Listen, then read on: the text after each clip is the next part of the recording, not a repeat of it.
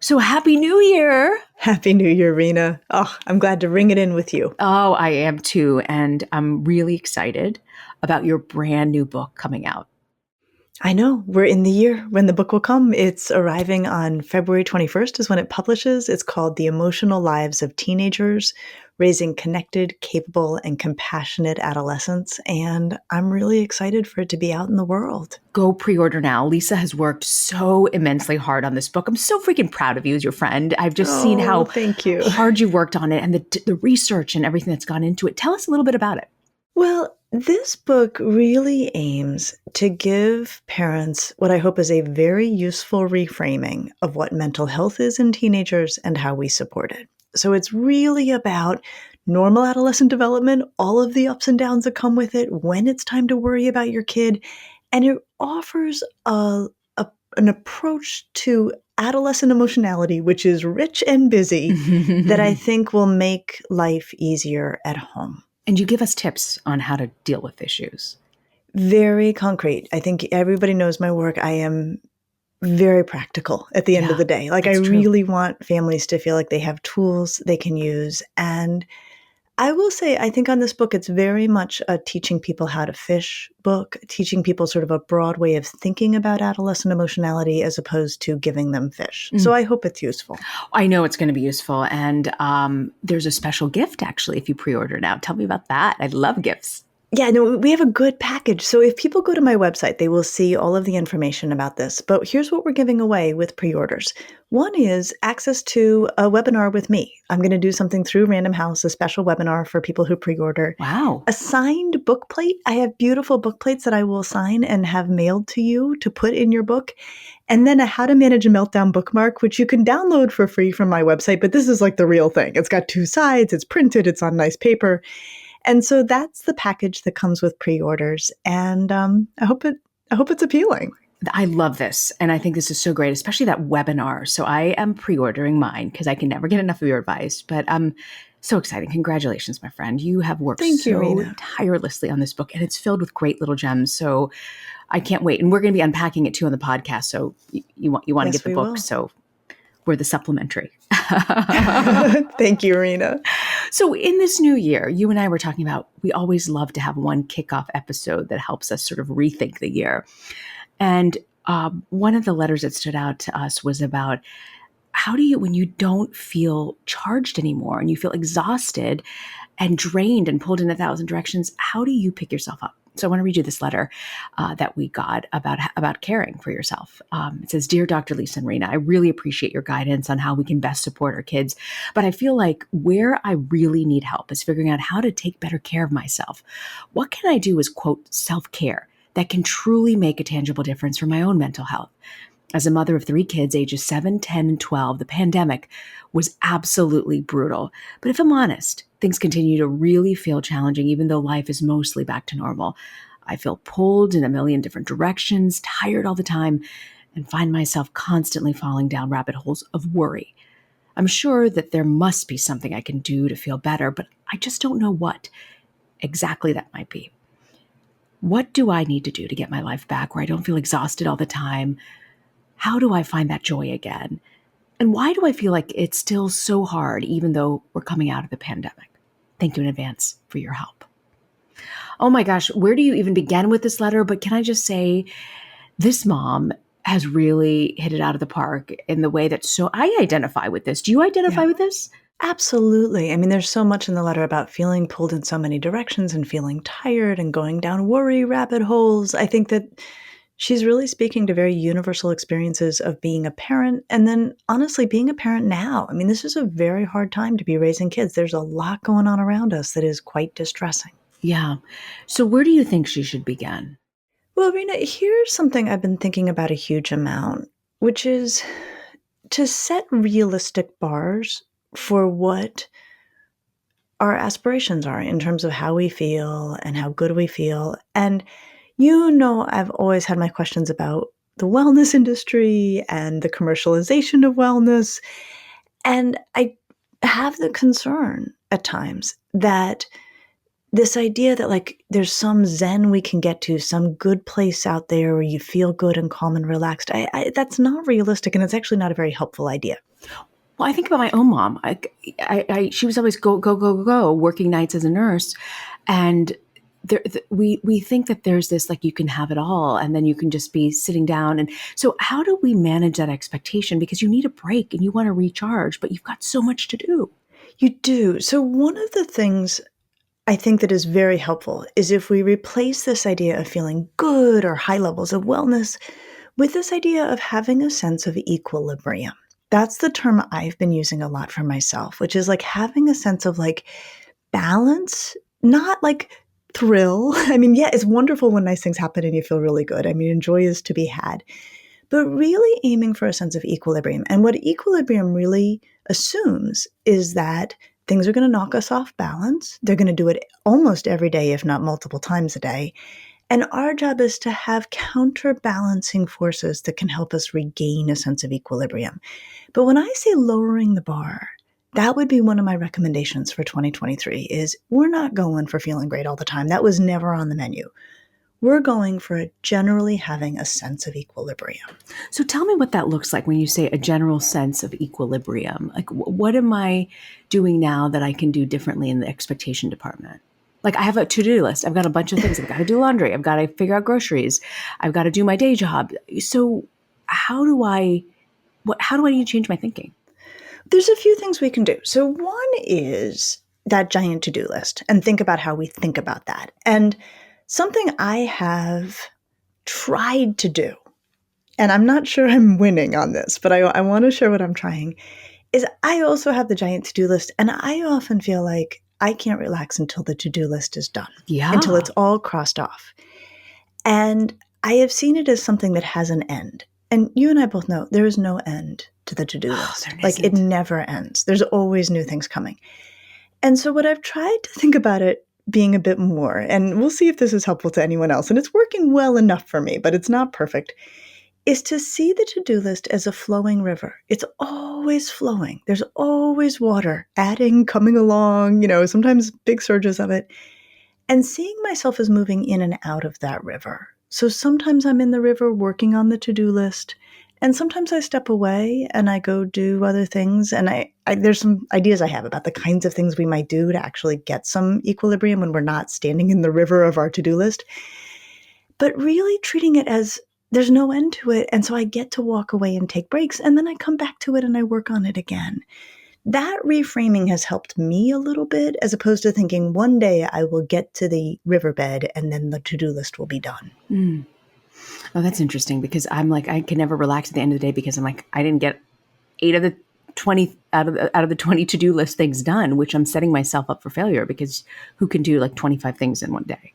Well, and of course you started with those things and 10 new things landed on the list in the day, right? So like, even if your ambition was reasonable at 9 a.m., by 4 p.m., like all this other stuff has popped up and now you're behind. Yeah. So if we instead treat it as like it's an ongoing thing, and what of those things really had to happen in a given day, and what of those things can get pushed to your visit to the river tomorrow, I think that way of approaching it can, has for me at least, taken some of the pressure out of having so many things that I know need to be done. Okay, but let's talk about when you're not standing in that river or getting out of that river. Because yes. I think there is really useful research that has actually changed my life and how I live.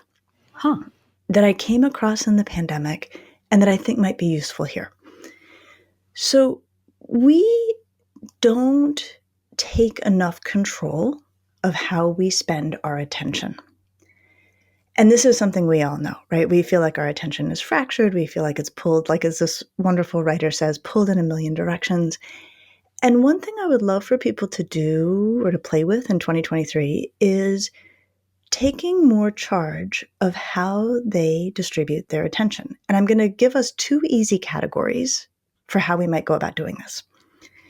One category is what psychologists call hard fascination, which is an interesting term. And basically the way to think about it is, if we picture that our attention is like bandwidth, right? Like, and there's this wide bandwidth of attention. Hard fascination is anything that fills the bandwidth, has it totally occupied. So it might be like a book that we get lost in, or a TV show that we love, or a movie that we love, or a totally engaging conversation. For kids, it can be things like video games, or also all the media that, they love and, can be very absorbing, but things that totally occupy our minds. Hard fascination is a mental vacation. And what I mean by that, and I'm thinking about this writer who says that sometimes she falls down worry rabbit holes. Yeah. If you find yourself, when I find myself falling down a worry rabbit hole, and the more I think about something, the worse I feel, I now very deliberately engage in a hard fascination activity to take a mental vacation, to change my mental channel from the thing that was bothering me to something that totally engages my mind and pulls me away from something that is psychologically painful to focus on. So how do you do it? Let's say you're worried about your kid and just deeply, deeply worried, you can't think straight. You're saying change the channel. How? So what would you start thinking about? So I would find something that I find incredibly compelling to go do instead. So for me, it would probably be watching reruns of Ted Lasso, or I will honestly confess, like internet shopping, like looking at beautiful items online. Like I, buy very little compared to how much I look. But for me, looking at pretty things, looking at beautiful clothes is hugely compelling. Like I love looking at design. I love thinking about it. So finding things that take your mind and push it down a new road works. And here's the kind of the amazing thing. It doesn't solve the problem at all, right? I mean, the problem, whatever it is that you were worried about, has gone completely unaddressed. But what we know is that when we change our mental channel, especially when we have been spinning on something that we can't do anything about, two things happen. One is we stop dumping stress hormones into our bloodstream. That when we're spinning on something and worrying and worrying and worrying, there's a physiological component of that. And it eventually feels really bad for your body. So you basically just stop that process. The other thing that happens all the time is if there's something we've been focused on really hard and we're upset about it, and then we think about something else, when we come back to that thing, it is often the case that it just doesn't seem as bad. That the time away, the distance, the perspective, we're like, okay. Like we usually have some new purchase on it. And so hard fascination is one of our best friends, especially when we are stuck in a mental rut. Lisa, what do you do when you feel like you've been pulled in a million directions? Okay, Reena, this is where soft fascination comes in. So that's the contrast with hard fascination that the research scientists who do this work make. So if hard fascination is something that pulls all of our mental bandwidth, like completely occupies our mind, soft fascination is when we do things that are routine or even boring, that demand very, very little cognitive energy. So it might be things like folding laundry or washing dishes or working in the yard. And what we discover under soft fascination conditions is that all of that available mental power, right, that's not being used because the work is not that hard or compelling or interesting, goes in, and the way I think about it is starts to close mental tabs. And one of the ways I can experience like that pulled in a million directions phenomenon is this sense of like, I have 50 tabs open. Like there's so much going on at once. And when we allow ourselves surplus mental power, right, by just not turning on the radio in the car, not, putting on a podcast while we go for exercise, when we just allow surplus mental power, that mental power goes in and starts to close tabs. And the most universal experience of this is having one's best ideas in the shower. That happens all the time. Oh my gosh, I totally understand that. But you're saying this is because of the soft fascination that Yep. it flows easily or Absolutely. easier? Like that showers are like the all-time soft fascination activity because, you know how to shower, you don't have to practice at it, you know what you're doing. And the other thing about showers is we usually don't have our tech. And so I have found personally, I tend to ruin what could be a soft fascination activity because like I'll go for an exercise walk and then I'll take my phone. And then it's, within 3 blocks, I'm playing on my phone or talking to somebody or calling you or whatever. And so one thing I have done when I try to step out of that river, right, get myself some equilibrium, is if I have the sense that I have way too many tabs open, I will go do something. For me, I have a route that I walk in my neighborhood, and it's very beautiful, and I don't have to think about it. And I will leave my phone at home, which is hard to do, but I do it.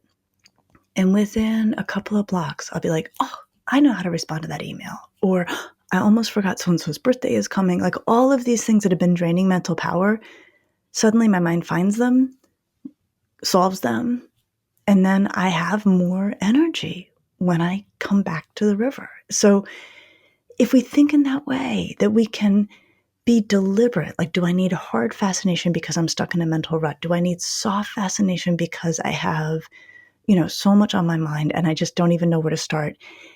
We can start to take more control of how we feel overall. We can regain a sense of equilibrium. And I'll tell you, Reena, my favorite thing about soft fascination is that you don't have to change or add anything. Well, you don't have to add anything to your life. So for me, when I get in the car, I'm always going somewhere familiar. I don't go very many new places.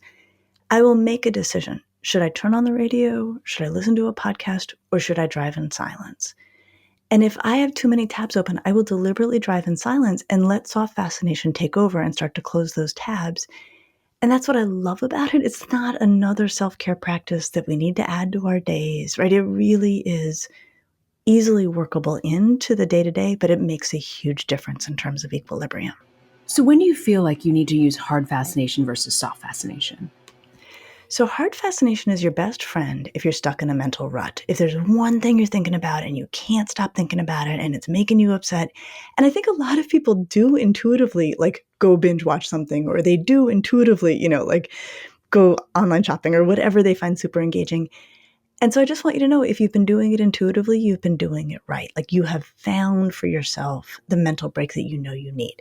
So that's what hard fascination is good for. But can I tell you, Yeah. when I do this sometimes with clothes, for instance, and I don't realize that I'm doing it, I'll take a break and start looking at clothes and put them in my cart to look at. But then what happens is I go so far down, I can't bring myself back to doing the task I had initially started. And so then I get so sidetracked. That can really happen, right? And it's interesting because what I'm making the case for is deliberate distraction. And we have not generally spoken very well about distraction. Like it's usually, focus is good, distraction is bad. And here I am making the case that actually there are times when we really want to distract ourselves and it's important to do it. But you just like named exactly the limit of that, unless we then binge watch for 3 hours and, put ourselves behind on all sorts of other things we're supposed to be doing. Here's what I would say. There may be benefit in really understanding why one is doing what one is doing. So, Reena, I do wonder if the next time when you're feeling like super frustrated or stuck on something and you're like, I am going to go internet shopping and I'm going to do it for 20 minutes. I'm going all in on the hard fascination of it.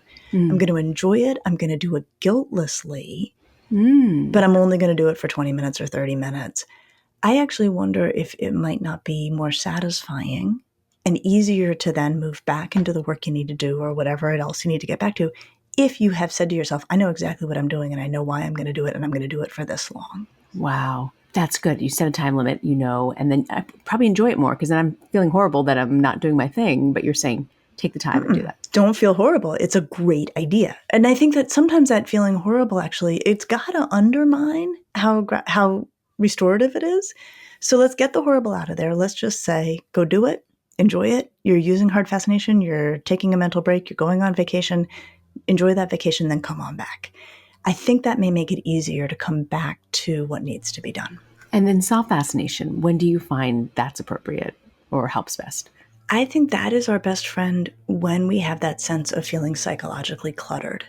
When there's that strong sense of like, I don't even know where to start. My mind feels like just absolutely like, a teenager's bedroom, a messy teenager's bedroom.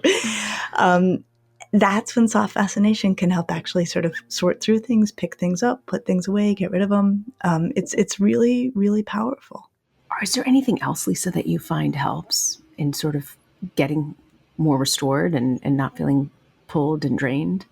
Well, I was really interested in this letter in her comments about just feeling so tired. Yes. And I, know that we talk about it a lot, but I'm not ever going to let it go. We have to be militant about protecting our sleep. And I will tell you clinically, Reena, and this is something I actually write about in the book, I cannot evaluate someone psychologically if they are exhausted. So when I have cared for clients in my practice who come in the wake of a crisis, and that happens, which is often how we meet people in our practices, I will hear about the crisis. I will be very curious about what's going on. And then I will say, are you sleeping? And if they say no, I will start there. Start with the question of what can we do to be helping you get more sleep? What's getting in the way of your sleep? And we'll start to pull all the levers I know that we can pull to improve their sleep, because I cannot actually assess whether there is depression, whether there is pathological anxiety. I can't assess any of that in somebody who is sleep deprived, because sleep deprivation looks like all of those things. Oh, wow. So sleep is so critical for our mental equilibrium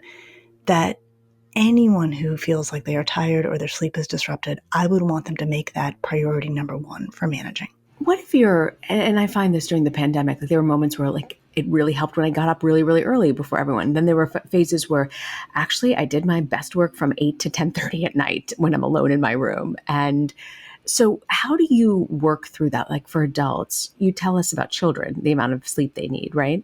But what about adults? How much? How uninterrupted?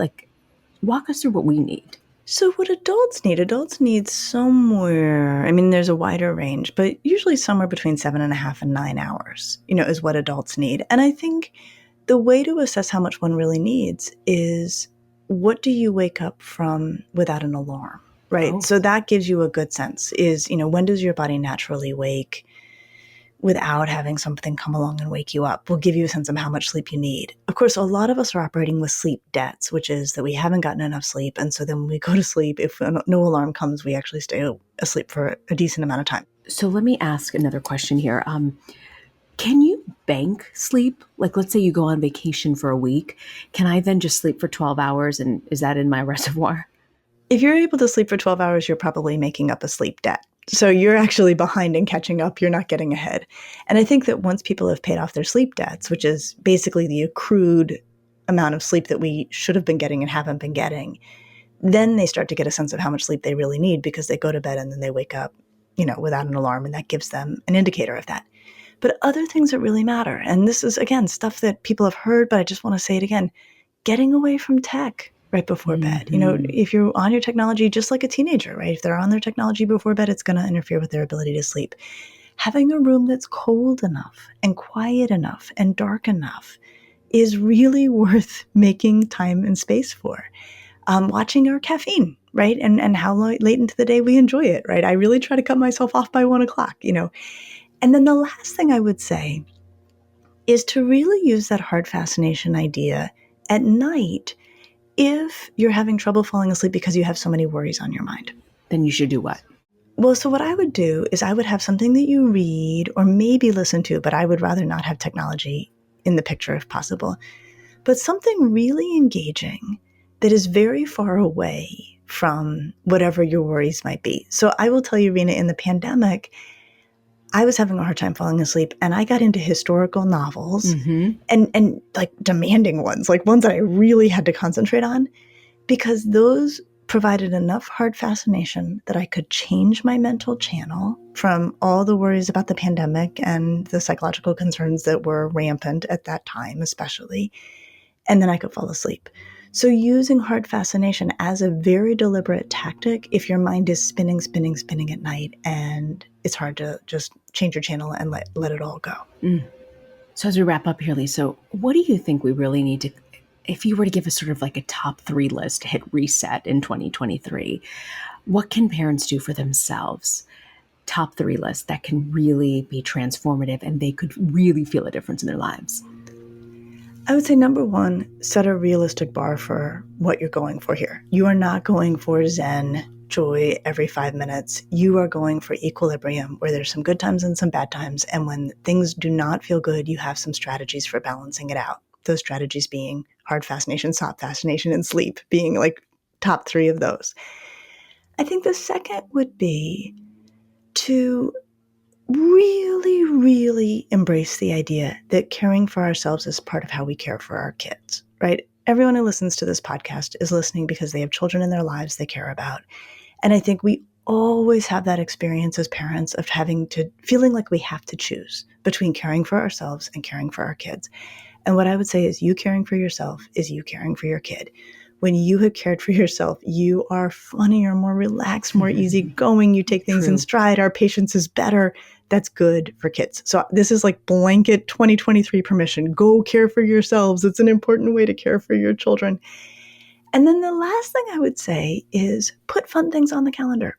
This is really important. Having things to look forward to, having things that are going to be joyful no matter what, like whether it's like a massage or, lunch with a girlfriend that you love, things like that are so effective because we look forward to them, we enjoy them when they're happening, and then we look back on them happily. So they go a long, long way to building joy into our lives.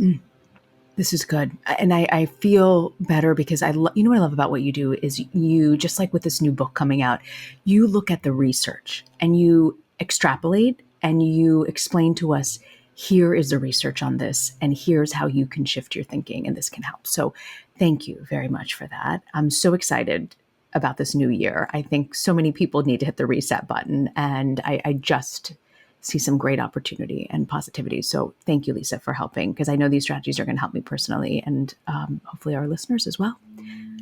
You're welcome. It's such a pleasure for me to get to think with you about these things. And I do hope that they're helpful because I want people to have a wonderful year. We really do. So what do you have for us for Parenting to Go? So for Parenting to Go, I would like for us to bring distraction back into the fold of things that we think are okay. That I think we want to do this for ourselves and for our kids. That it is absolutely useful at times to go do a little internet shopping when feeling frustrated, or to go watch a TV show to get past something that's annoying. And to also appreciate that our kids do this too. That sometimes when they're feeling frustrated with their homework, they might go watch a couple YouTube videos. This is not all bad. As long as it can be kept to a couple videos, a couple short things, it can be a very, very powerful way to maintain our mental equilibrium. I never realized that you can give yourself an excuse to get distracted, and it's actually a healthy thing. It is a good thing. It can definitely have an important part of our sort of mental economy and the maintenance of all of it. Lisa, I am so excited for your new book, The Emotional Lives of Teenagers. It's available now to pre-order. You'll want to read this one. It's really good. Oh, Reena, thank you. I'm excited about it too. And I'm excited about this new year. Happy 2023. Here we go. Happy New Year, Lisa. And next week, we're going to talk, Lisa, about how do you get your teens to open up when they don't want to talk. We'll see you next week. See you next week.